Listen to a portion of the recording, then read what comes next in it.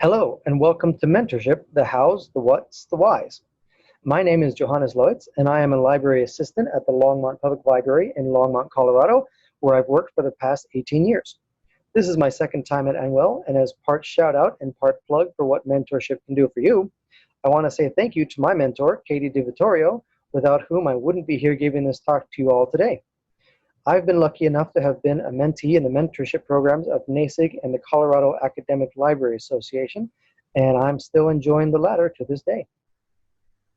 All right, so just what is mentorship? If anyone's new to the concept, basically it's the purposeful flow of information from someone with more experience, the mentor, to someone with less, the mentee. It's a mechanism by which a person looking to advance their career, discover new areas of interest, or develop new skills seeks out the advice of an individual with that specific knowledge. The mentor acts as an advisor to specifically direct the mentee on ways to achieve their goals based on the mentor's pre-existing knowledge base. My mentors have helped me in all kinds of ways, from teaching me how to build a CV, to giving advice on college courses, to waxing philosophic on the future of the industry.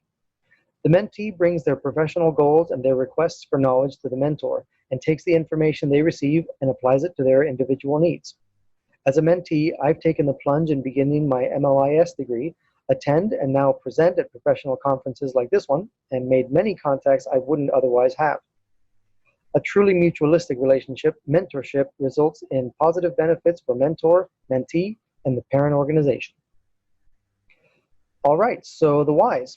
Why become a mentor, a mentee, or have a mentorship program at your organization? For the mentee, they have a great opportunity to advance their career quicker than otherwise, learn new skills and knowledge, open new networks of contacts, and I can't say enough about this last one, save time and avoid pitfalls. It's a big deal to have someone pull back the curtain for you and show you how things really work outside of a textbook, to warn you of things you wouldn't have thought of on your own, and to make introductions to key players in your field. And let's face it, these key players tend to be the people who one day might be looking over your CV to decide whether or not to hire you.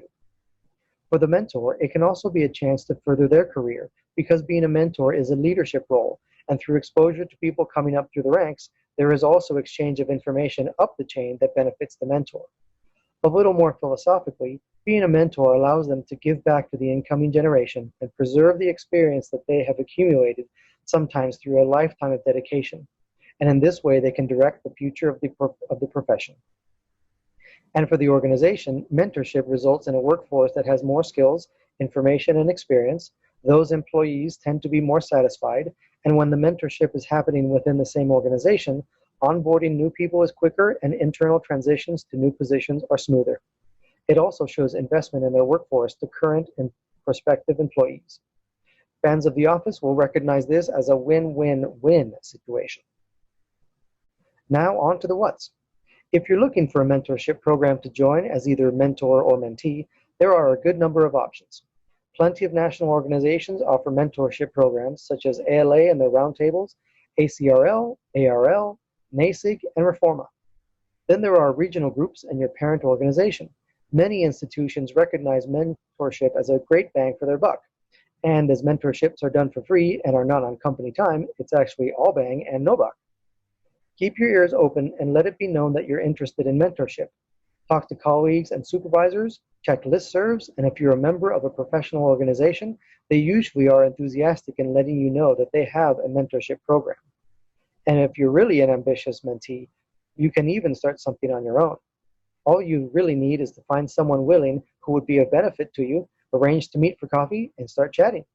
My observation of the library world is that almost everyone is not only happy to help, but probably also flattered you picked them to be a mentor. Most programs will have an application process, rules and guidelines, and will require you to agree to a time commitment. This is usually a very modest minimum, like emailing once a month, but certainly it is to everyone's advantage to increase this if both parties are willing. Some programs let you choose your mentor, so be prepared to give this some good thought, which I'll touch on here in a moment. So the hows. To get the most out of being a mentee, you'll want to really think about your goals, because these will be the driving force behind what you and your mentor do. If you are trying to get a job in a certain field, you'll want to mentor in that field.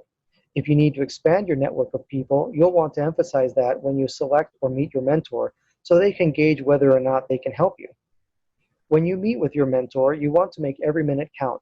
So bring questions, and more questions, examples of your work, and do some research about what it is you're trying to accomplish. If you get to choose your mentor, find someone who has the right background and skills to genuinely get you to where you want to go. Also, in the initial stages, make sure there's a good fit in terms of level of involvement. Some mentees want to check in for a quick chat once a month, and others are high-powered and want contact sometimes multiple times a week to work on several issues at once. There's no right or wrong approach, but if there's a mismatch, chances are good both parties will end up feeling unsatisfied. It's also important to note that as long as there isn't a mismatch, the mentee will get out what they put in. The onus is on the mentee to drive the relationship. To be an effective mentor, first help the mentee design and refine their goals if they haven't already done so in order to keep the relationship on track. It goes without saying that the mentor needs to be willing to share what they know. Be generous with alerting the mentee with opportunities for professional development, offer to introduce them to your colleagues, and invite them to share their work with you for feedback, which the mentor should be prepared to give honestly. No need to crush anyone's dreams, but you should let them know when something just isn't going to work or what areas for improvement are needed. As much for their benefit as yours, make sure the mentee has the ability and necessary ambition to contribute to the relationship. A mentorship that dies on the vine is a waste of everyone's time and energy. Remember, you're a role model, so demonstrate professional behavior and standards in order for the mentee to develop a sense of what will be expected of them by their peers and supervisors.